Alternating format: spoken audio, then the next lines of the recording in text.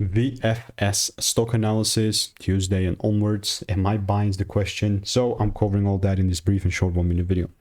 Ultimately, looking at VinFast Auto, I'm actually just going to zoom out to have the bigger understanding in the higher time frame picture.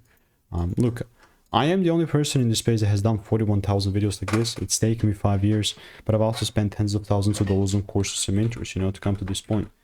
And if everyone that's been watching me for these freaking past 5 years, they're just nodding their head when I say, last thing that I'm going to do is just come out here, look at VS and just randomly buy.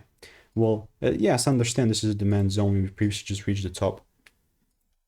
The way that I would capitalize on this at least is, let's pull down the 1 hour chart.